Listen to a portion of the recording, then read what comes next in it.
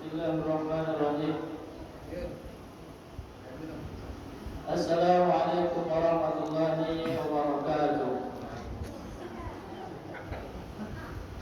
Alhamdulillah, alhamdulillahilladzi arsala rasulahu bil huda wa dinil haqq liyuzhirahu 'ala ad-dini kullihi wa kafa billahi shahida.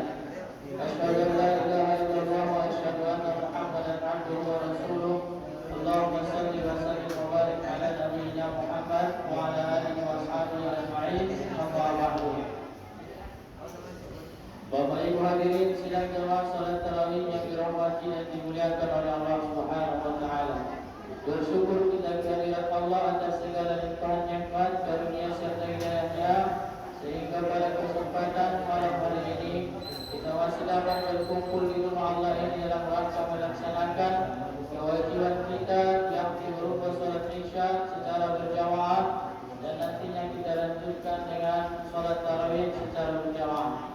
Seterusnya salawat dan salam semoga tetap tercurah kepada baginda Rasulullah Muhammad sallallahu alaihi wasallam. Ialah selaku uswatun hasanah, manusia yang patut kita contoh perilaku kehidupannya. Mudah-mudahan kelak kita termasuk orang-orang yang mendapatkan syafaat dari Nabi sallallahu alaihi wasallam. Amin amin ya rabbal alamin. Bapak Ibu hadirin yang dirahmati dan dimuliakan oleh Allah Subhanahu wa taala.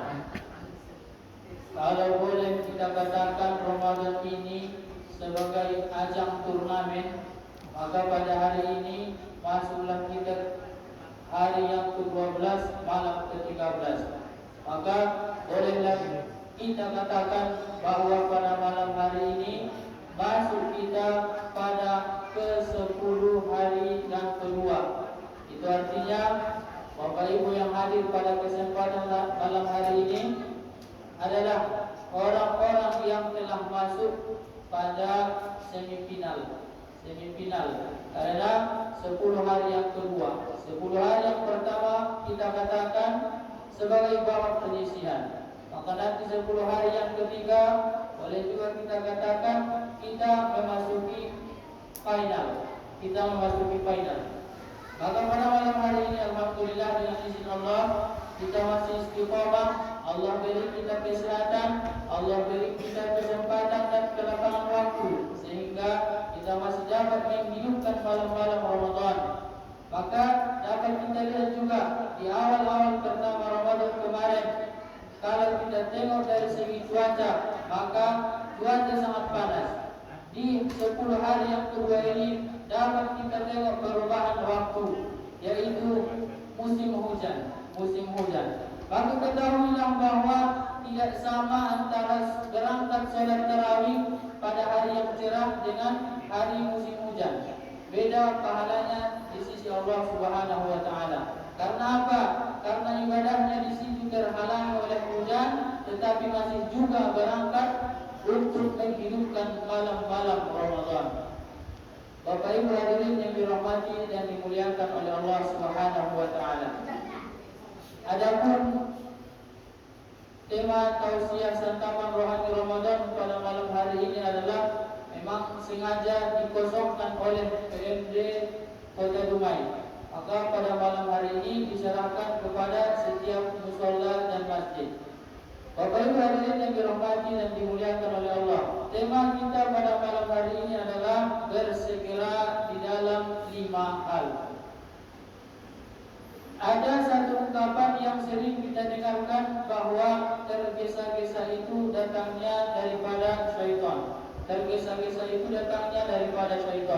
Baik itu di kalangan orang awam, baik itu di kalangan para ulama, baik itu di kalangan para asatidz mengatakan bahwa tergesa-gesa itu datangnya daripada syaitan. Namun demikian di dalam ajaran agama Islam ada istilah, ada dikatakan bahwa bersegera. Antara tergesa-gesa dan bersegera memiliki makna yang berbeda.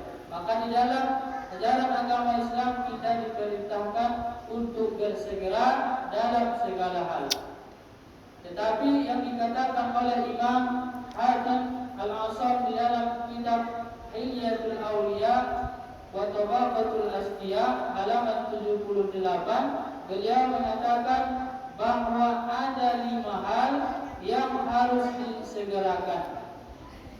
Al-ijlatu minasyaitan illa fi khamsatin, kata Imam Hakim Al-Ansar, bahwa ada bersegera dan tergesa-gesa itu datangnya daripada syaitan illa khamsah, kecuali 5. Yang pertama adalah it'amut tu'am idza hadarat dhaif, menghidangkan makanan, bersegera menghidangkan makanan apabila tamu datang.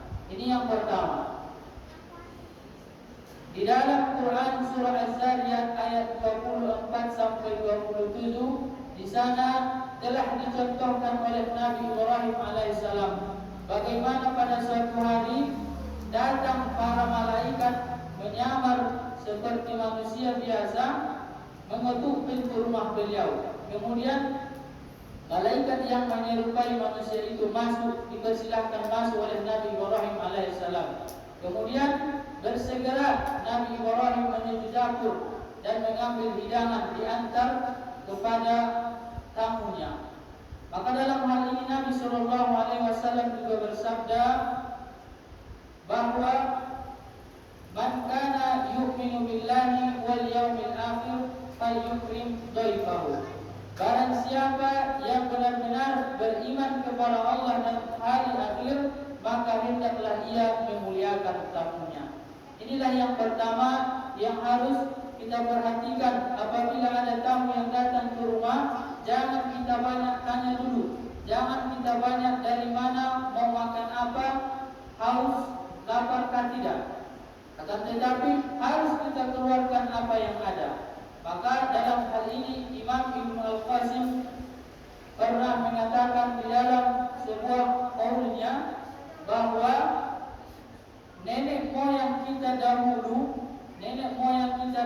kata Imam Ibnu Al-Qasim, apabila ada tamu yang datang ke rumah, maka dihidangkan 2 cangkir. Cangkir yang pertama berisi air putih, kemudian cangkir yang kedua berisi kopi.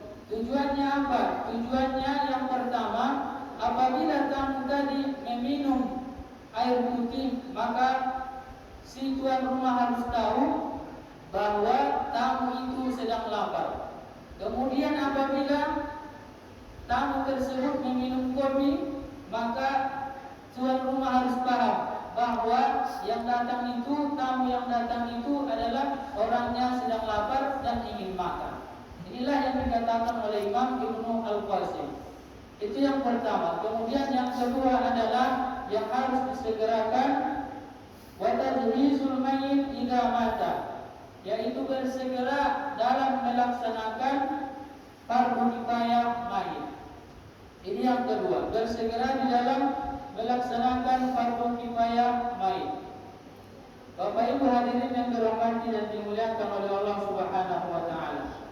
Dapat kita lihat pada hari ini, mungkin apabila kita berangkat takziah kepada orang-orang yang kita kenal, ada satu kebiasaan mengulur waktu pelaksanaan fardhu kifayah jenazah. Dikarenakan apa? Dikarenakan menunggu anaknya dari Jakarta, menunggu anaknya dari Batam. Fardhu kifayah itu diulur waktunya. Sedangkan kata Nabi SAW, apabila salah seorang mayit telah meninggal dunia, maka ia ingin bersegera diantar kepada alam berikutnya. Dalam hadis Nabi SAW bersabda, "Idza wada'atil janazah fahtamala ar-rijal 'ala a'naqihim." Jika jenazah itu diletakkan lalu dibawa oleh para laki-laki di atas pundak mereka, fa in kanat salihah qalat qaddimuni. Apabila jenazah tadi itu adalah orang soleh semasa hidupnya di dunia, maka ia akan meminta untuk segera. Tetapi sebaliknya, apabila jenazah tersebut adalah orang yang tidak soleh semasa hidupnya di dunia, orang yang jarang beribadah semasa hidupnya di dunia, maka ia akan berkata, celakalah aku, mau dibawa kemana diriku ini. Maka inilah yang dikatakan oleh jenazah. Tipe dua jenazah. Yang pertama jenazah orang soleh yang ia ingin bersegera diantar ke alam barzakh. Kemudian yang kedua jenazah orang yang tidak soleh, yang jarang beribadah kepada Allah. Ia mengatakan, diriku telah celakalah diriku, mau kalian bawa kemana diriku. Maka dalam hal ini Nabi SAW yasma'u sautaha kulla syai'in, semua yang ada di alam ini mendengar jeritan daripada jenazah itu, illal insan, kecuali manusia. Walau sami'al insan la sa'iqo, kalaulah jeritan jenazah tadi diperdengarkan oleh Allah Subhanahu wa taala kepada manusia yang lain, maka niscaya manusia itu pingsan secara tiba-tiba. Dikarenakan apa?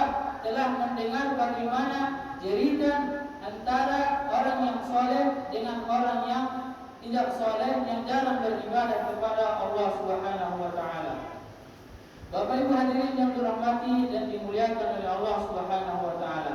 Kemudian yang berikutnya adalah yang harus disegerakan. Ini sebelum disampaikan, ada sebuah kisah, ada sebuah cerita bahwa pernah satu hari seorang anak memberikan tausiah di acara walimah pernikahan. Tiba-tiba setelah selesai anak ini memberikan tausiah, dipanggillah oleh seorang pak haji, dipanggillah oleh seorang buya. Buya ini bertanya kepada anak ini, apakah kamu sudah menikah? Kenapa engkau bisa-bisanya memberikan tausiah seputar pernikahan padahal engkau belum menikah? Lalu si anak ini menjawab, aku kemarin dengar buya, dengar ustaz memberikan tausiah tentang kematian dan azab kubur. Apa bapak sudah pernah menikah? Apa bapak sudah pernah mati dan mengalami azab kubur itu? Inilah sebuah kisah. Maka kita lanjut yang berikutnya, tazwijul bint idza adrakat, yaitu segera menikahkan seorang gadis jika sudah bertemu jodohnya. Inilah yang keempat yang harus disegerakan.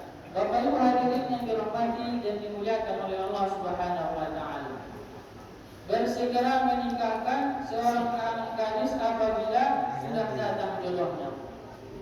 Dulu orang-orang tua dulu apabila ada seorang anak laki-laki yang bermaksud ingin meminang anak perempuannya, yang ditanya adalah, lai sembahyang orangnya, sembahyangkah orangnya? Itu yang ditanyakan oleh orang tua tersebut kepada putrinya. Lai rajin mengaji orangnya, lai pandai sholat, rajin ke masjid orangnya. Itu yang ditanya oleh orang-orang tua zaman dahulu apabila ada seorang laki-laki yang datang bermaksud meminang putrinya.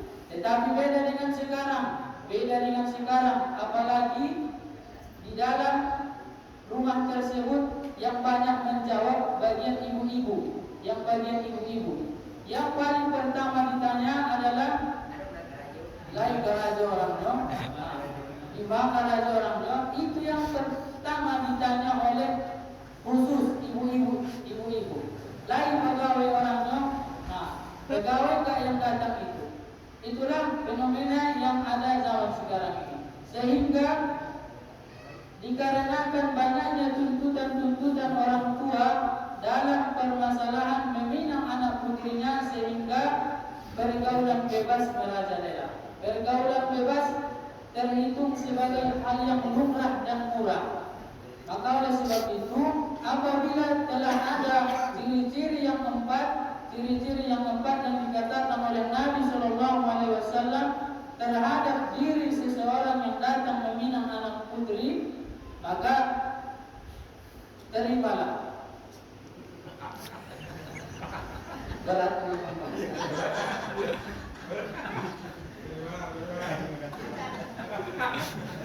Bapak Ibu hadirin yang dirahmati oleh Allah Subhanahu wa taala. Maka ketahuilah yang empat itu adalah li jamaliha, adalah karena kecantikan atau kegantengan daripada seorang laki-laki yang bermaksud meminang tersebut. Kemudian linasabiha, karena keturunannya.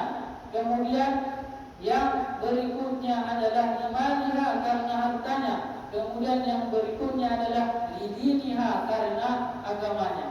Maka Nabi Sallallahu Alaihi Wasallam mengakhiri hadis ini, fasbar bijahiddin, maka utamakanlah yang memiliki agama. Taribat yadaka, insyaallah dengan izin Allah ini akan selamat. Harta yang dia punya bisa saja lenyap apabila tidak ada agama. Kecantikan yang ia punya, kegantengan yang ia punya bisa rusak dikarenakan apa? Dikarenakan tidak adanya agama. Kemudian berikutnya adalah yang keempat, wat-taubatu minadz-dzambi idza wa qada'id dain idza wajaba. Berikutnya adalah yang keempat, bersegera dalam melunasi hutang. Maka sangat manusiawi, setiap kita pasti memiliki keperluan dan kepentingan. Maka boleh-boleh saja kita melakukan pinjaman, berhutang kepada saudara atau ke tempat-tempat lain. Maka apabila sudah jatuh temponya, bersegeralah di dalam membayar hutang. Nabi Sallallahu Alaihi Wasallam bersabda, apabila seseorang meminjam satu pinjaman tetapi ia berniat untuk tidak membayar hutang tersebut, maka kelak ia menghadap Allah Subhanahu wa taala datang sebagai seorang pencuri. Kemudian berikutnya adalah yang terakhir, wat-taubatu minadz-dzambi idza ajnaba, yaitu bersegera bertaubat kepada Allah Subhanahu wa taala apabila melakukan kesalahan. Maka sangat manusiawi kita melakukan kesalahan, tidak ada yang terlepas daripada kesalahan. Tetapi sebaik-baik orang adalah yang bersegera melakukan kebaikan setelah ia melakukan kesalahan. Inilah 5 hal yang harus disegerakan yang dikatakan oleh Imam Ibnu Al-Hatim Al-Ansar di dalam kitab Hilyatul Awliya wa Tawaqatul Asfiya. Bapak Ibu hadirin yang dirahmati dan dimuliakan oleh Allah Subhanahu wa taala. Barangkali inilah tausiah serta rohani Ramadan kita pada malam hari ini. Mudah-mudahan bermanfaat bagi kita semuanya. Amin ya rabbal alamin. Billahi taufiq wal hidayah. Wassalamualaikum warahmatullahi wabarakatuh.